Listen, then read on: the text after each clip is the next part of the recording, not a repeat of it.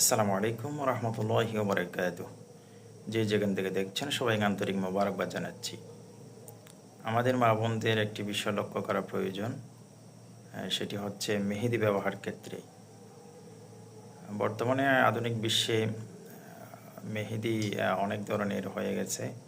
তো বিশেষ করে যারা আমরা মুসলিম আছি, আমাদের মুসলমানদের মা বোনরা যারা আছেন, প্রাপ্তবয়স্কা যারা আছেন, তাদের তো ফরজ বিষয় রয়েছে। বিশেষ করে নামাজের ক্ষেত্রে বলছি, তো নামাজের ক্ষেত্রে উজু করা প্রয়োজন। এমন মেহেদিও রয়েছে আমাদের বাজারে, দোকানে বাজারে রয়েছে, যেটা হচ্ছে শুধুমাত্র আবরণ পরে এমন মেহেদিও আছে। তো যারা এই আবরণযুক্ত মেহেদি ব্যবহার করেন, তারা নামাজ পড়ার জন্য উজু করলে উজু তো হচ্ছে না, নেল পালিশের মতো। যেভাবে একবার বলছিলাম, নেল পালিশ যেভাবে আপনার নখে লাগান, শরীরে যেখানে লাগান, ও শুধুমাত্র উপরে আবরণ পরে বিদায় নেল পালিশ ব্যবহার করা হারাম, যেহেতু পানি সেখানে পৌঁছতে পারে না।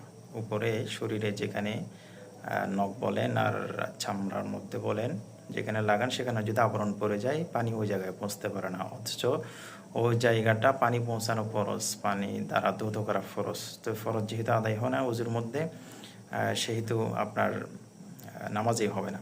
একইভাবে যদি এই ধরনের মেহেদিও আছে বাজারের মধ্যে, যে আবরণযুক্ত মেহেদি, যদি যেটা আবরণ না পড়ে শরীরের সাথে মিশে যায় এমন যদি মেহেদি থাকে, তাহলে সেটা অবশ্যই ইউজ করা জায়েজ আছে, এটা ব্যবহার করতে পারবেন।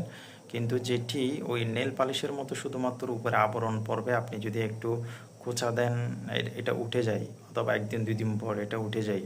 আর মেইন যেটা শরীরের সাথে একেবারে মিশে যায়, নখের সাথে মিশে যায়, সেটি আপনি একদিন দুই দিন উঠবে না, এটা অনেক দিন চলে যায়।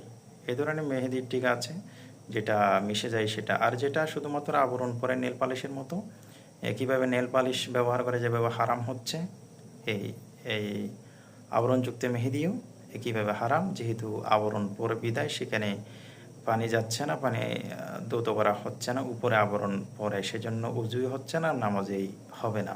উজু না হওয়ার কারণে নামাজেই হচ্ছে না। তো মা বোনদের প্রতি এটা বিশেষ লক্ষ্য রাখা প্রয়োজন। এই বিষয়ে সবাই খেয়াল রাখবেন, এটা এড়িয়ে চলবেন। আসসালামু আলাইকুম রহমতুল্লাহি ওয়া বারাকাতুহু।